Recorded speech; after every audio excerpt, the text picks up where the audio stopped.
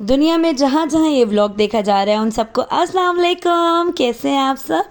हम सब ठीक हैं, खैरियत से हैं अल्हम्दुलिल्लाह।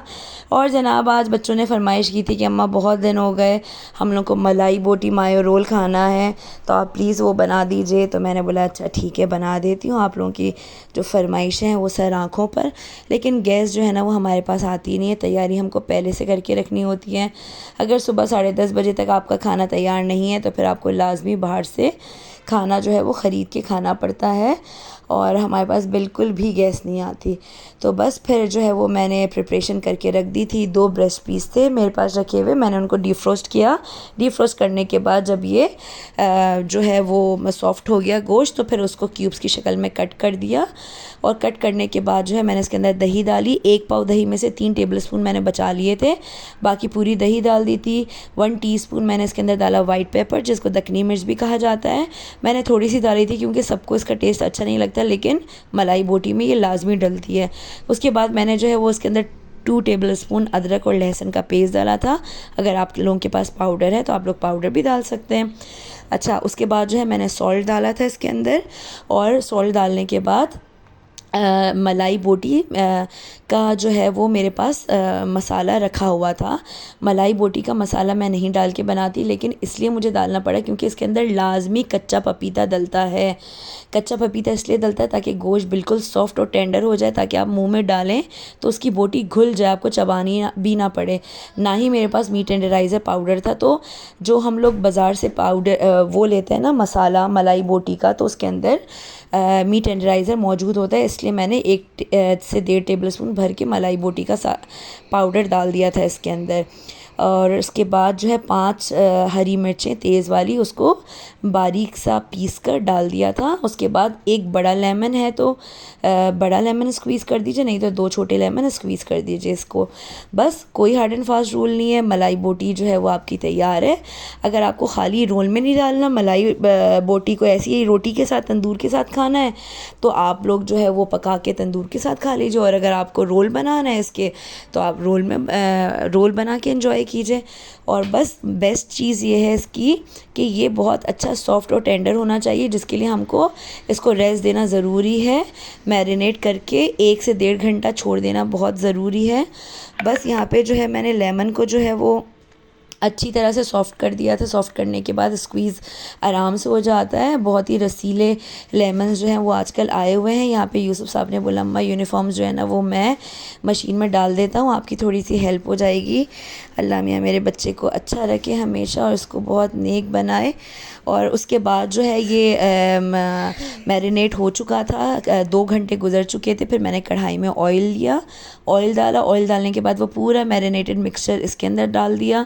दही जो है वो दही का पानी जो है एवापरेट हो चुका था, और ऑयल जो है वो सेपरेट हो चुका था। तो बस आँच हमारे पास बिल्कुल नहीं आने के बराबर आ रही थी। जो दम वाली आँच होती है ना उस पर ये पक रहा था। बस यहाँ पे ऑयल सेपरेट हो गया। उसके बाद जो है वो मैंने एक पूरा टेट्रा पैक क्रीम का इसके अंदर डाल दिया था। अच्छा, एक पूरा इसलिए डाला था क्योंकि 2 ब्रेस्ट पीस, अगर एक होते तो फिर मैं आधा डाल दी। और क्रीम डाल के जो है ना वो पकाया नहीं जाता, भुना नहीं जाता, बस हल्का सा ही 2-3 दफ़ा आप जो है वो उसको घुमा फिरा लीजिए चमचे को, क्योंकि फिर क्रीम जो है वो फटने का ख़दशा होता है इसलिए। और क्रीम भी जो है वो रूम टेम्परेचर पे डालिएगा, क्योंकि मीठे में क्रीम जो है वो फ्रीज़र या फ्रिज से निकाल के डालते हैं, लेकिन आप गरम जो पकवान करते हैं सालन वगैरह में उसको रूम टेम्परेचर पे ही डाला जाता है क्रीम को। उसके बाद दम पर जो है वो मैंने गरम मसाला स्प्रिंकल कर दिया था। अच्छा, जब ये पूरा रेडी हो जाए, बस अब ये रेडी है, स्प्रिंकल कर दिया। उसके बाद हल्का सा दम दिया। दम देने के बाद चूल्हा मैंने बंद कर दिया था। गरम मसाला डालने के बाद फिर अगर आपके पास कोयला है तो उसको जलने के लिए रख दीजिए और उसकी स्मोक दे दीजिए। हम लोग ज़्यादा इसलिए यूज़ नहीं करते क्योंकि वो अजीब सी डकारें आ रही होती हैं, तो कम ही यूज़ करते हैं कोयले की स्मेल जो है। जब आप मैरिनेट करने रखते हैं तब भी आप लोग दे सकते हैं और पकाने के बाद भी दे सकते हैं। अच्छा, इसके लिए रोल के लिए मैंने क्या किया था, आधा किलो मेरे पास मैदा था, उसकी मैं वीडियो इसलिए नहीं बना सकी क्योंकि बच्चे मदरसे में थे, और जब मैंने गूंद के रखा था तो मेरे पास कोई हेल्प करने के लिए नहीं था, वीडियो बनाने के लिए नहीं था। और मेरा जो ट्राईपॉड स्टैंड है ना वो अल्लाह को प्यारा हो चुका है, क्योंकि सैफुल्ला जो है वो उस पर वीडियो तो बनती नहीं। सैफुल्ला जो है वो उससे कभी बैट बॉल खेल रहे होते हैं, कभी कुछ भी कर रहे होते हैं, तो वो जो है वो टूट चुका है। तो मेरे पास जो है वो वीडियो बनाने के लिए कोई भी नहीं था। फिर मैंने क्या किया कि आधा किलो मैदा लिया, और मैदा लेने के बाद जो है उसके अंदर एक पूरा कंप्लीट होल एग डाला, 1 टीस्पून नमक डाला, एक पूरा ईस्ट का साशे डाला, पूरा डाला एक, और 3 टेबल स्पून भर के तेल डाला मैंने, और क्या डाला, शक्कर डाली 1 टेबल स्पून। जिस तरह आप पिज़्ज़ा के लिए डो गूंथते हैं ना, बिल्कुल उसी तरह नीट कर लीजिए आप लोग। अब क्या करना है आप लोगों को कि ना सैफुल्ला जो है ना स्कूल से आए थे भाई, उनकी कोई अच्छे मार्क्स आए थे, तो टीचर ने स्टार उनके चीक पे लगा के भेजा था, तो वो खुश हो के दिखा रहे थे। बस फिर जो है ना पेड़े बना के रख लिए थे 3-4 घंटे रेस्ट देने के बाद, और फिर जो है वो गिरदे पे मैंने ऑयल या घी लगाया, उसके बाद जो है वो बस हाथों से इस तरह से किया। बेलन की ज़रूरत नहीं है, इतना सॉफ्ट आपने गूंदना है कि जो आपकी कानों की लौ होती है ना, जिसमें आप लोग वो बालियां पहनते हैं, इयररिंग्स पहनते हैं, कितनी सॉफ्ट होती है वो, उस तरह से सॉफ्ट आटा आपको गूंदना है, उतना सॉफ्ट गूंदना है, और नीम गर्म पानी से गूंदिएगा। तो मैंने भी माइक्रोवेव में पानी को गर्म करके और उससे गूंदा था। उसके बाद जो है वो नॉन स्टिक पैन है या नॉर्मल तवा है, कोई किसी भी तवे पे जो है वो आप उसको जो है वो सेक लीजिए, पीता ब्रेड जिस तरह जिसमें शवरमा मिलता है, बिल्कुल उसी तरह से जो है ये बन जाएगा। बच्चे बोल रहे थे अम्मा तंदूर की रोटी लग रही है ये तो बिल्कुल। और जो है ना वो इस तरह से मैंने हाथों की मदद से इसको स्प्रेड कर लिया था, बेल लिया था, और ना फैला लिया था, और फिर एक एक करके मैं जल्दी जल्दी से जो है वो रोटियां बेलती गई, क्योंकि थोड़ा सा गैस का प्रेशर हाई हुआ था। इस वक्त इंतज़ार कर कर के जो है वो 10 बजे बताते हैं अपार्टमेंट वाले कि दोबारा चले जाती है, लेकिन हमारे पास दिन भर होती ही नहीं है, क्योंकि हम अपार्टमेंट में रहते हैं। तो लोगों ने जो है ना वो मशीनें लगाई हुई हैं गैस खींचने की, तो जब गैस आने का भी टाइम होता है ना, तो हमारे पास तब भी वो दम वाली गैस ही आ रही होती है। तो बस ये मसले मसाइल हैं सारे। और बस फिर एक एक करके मैंने जो है वो सारी रोटियां जो है पहले बेल के और पका ली थी। पकाने के बाद जो है वो तैयारी करके रख ली थी, साथ साथ चाय भी बना के थर्मास में बना के हम लोग रख लेते हैं रात के लिए, कि जो है वो फिर चाय नहीं पी सकते। और आजकल मौसम भी चेंज हो रहा है, तो थोड़ा अच्छा लगता है खाने के बाद चाय, या अगर लेट नाइट थोड़ी क्रेविंग हो रही है तो फिर चाय वगैरह पी लेते हैं हम लोग। तो बस चाय वाय तैयार हो गई थी, और रोटियां जो हैं वो तैयार हो चुकी थी, और मलाई बोटी तो पहले से तैयार थी।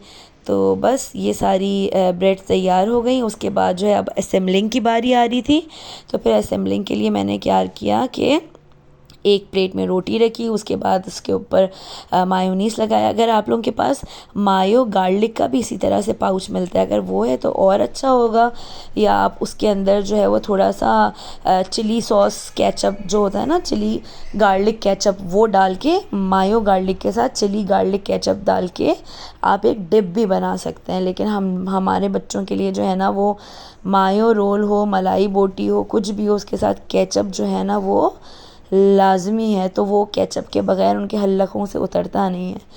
तो बस मायोनीस लगाई, उसके बाद मलाई बोटी का मटेरियल डाल दिया इसके अंदर, फिर केचप डाल दिया, और केचप डालने के बाद ये बच्चों के तैयार हो गए। ये बहुत जो है वो हेल्दी होता है, क्योंकि रोटी के अंदर मैदा है, मैदे में अंडा भी डला हुआ है, शक्कर भी है, फिर चिकन है, और घी है, तेल है, तो बहुत ही हेल्दी हो जाता है माशाल्लाह। एक भी बच्चों के लिए पेट भर के जो है ना वो इनफ हो जाता है। छोटे बच्चों के लिए वो पेट भर के खा लेते हैं, उनका पेट भर जाता है माशाल्लाह से। लेकिन जो है वो बच्चों को बहुत पसंद आया था, उन्होंने बोला था कि अम्मा आप जो है ना हमको एक एक और बना दीजिए। तो बस फिर वो एक एक डेढ़ डेढ़ इन लोगों ने खा लिया था अल्हम्दुलिल्लाह। और उसके बाद क्या था, अहमद गए हुए थे सैफू की कार्डिगन लेने के लिए, क्योंकि सर्दियाँ आ रही थी, वो लेना था। सैफू के विंटर्स के कपड़े नहीं आए थे, बड़े भाइयों के आ गए थे, तो उनके कपड़े भी लेने थे, तो वो भी लेने के लिए अहमद गए हुए थे। बच्चों की सर्दियों की मतलब शॉपिंग नहीं हुई थी, सॉक्स लेने थे उनके लिए, मोटे वाले, कैजुअल वाले तो होते हैं ज़रा, इसमें सर्दियों में थोड़े मोटे पहने जाते हैं ना, तो अहमद वहाँ गए हुए थे। बस फिर बच्चों ने जो है वो खा पी के इंतज़ार में बैठे हुए थे कि बाबा आएंगे तो किसके लिए क्या आता है वो देखेंगे।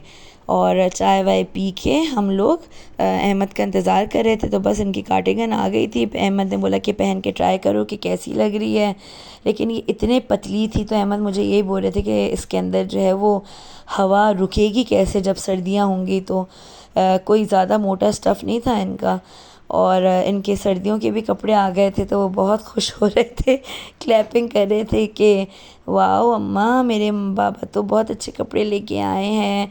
इनको पैंट पहनने का बहुत शौक़ है, शॉर्ट्स पहनना इनको बहुत बुरा लगता है। सैफुल्लाह को हमारे हर वक्त पैंट दे दें, और मैं जो हूँ ना वो पज्जू नहीं पहनूँगा, पजामे को पज्जू बोलते हैं ये, मैं पज्जू नहीं पहनूँगा अम्मा, मैं जो हूँ ना वो पैंट ही पहनूँगा, मैं बिग बॉय हो गया हूँ, मैं कोई छोटा बेबी नहीं हूँ। तो बस फिर इनके अब्बा जो है ना वो इनके लिए हुडीज़ और पैंट वगैरह लेके आ गए थे। और घर में जो है ना एक तूफ़ान बदतमीज़ी चल रहा था। जब बच्चे खेल खेल के थक जाते हैं तो फिर लड़ाइयाँ शुरू हो जाती हैं कि तुम मुझे बॉल कराओ, वो बोलते हैं नहीं मेरी बैटिंग है, मैं बॉलिंग नहीं कराऊंगा। जब बच्चे लड़ लड़ के थक जाते हैं कि नहीं तुमने बोला था एक एक ओवर खेलेंगे, और उस पर भी बात नहीं जमती, तो फिर उन लोगों ने क्या ऑप्शन किया कि ऊपर कैबिनेट से जो है वो अम्मी के पेटीकोट के अंदर जो हम लोग इज़ारबंद डालते हैं वो निकाला, और वो निकाल के कैबिनेट के ऊपर डोरी में वो इज़ारबंद को लगाया और नीचे बॉल लगा दी सैफुल्लाह की पुरानी बनियान फाड़ के, और ये बैट से ये खेला जा रहा है। और जान नमाज बिछाई हुई है अम्मा, हम तो नमाज़ पढ़ रहे हैं। कि अम्मा तो पागल है, उनको तो नज़र नहीं आएगा। तो माशाल्लाह ये सब होता है हमारे घर में, और हकीकत भी यही है कि इनके बगैर जो है वो रौनक बिल्कुल भी नहीं होती माशाल्लाह से। और कैसे लगा आज का व्लॉग ज़रूर बताइएगा। इंशाल्लाह ज़िंदगी रही तो अगले व्लॉग में ज़रूर मुलाकात होगी। अपना ख्याल रखिएगा, हमें भी दुआओं में याद रखिएगा। फिर मिलेंगे, अल्लाह हाफ़िज़।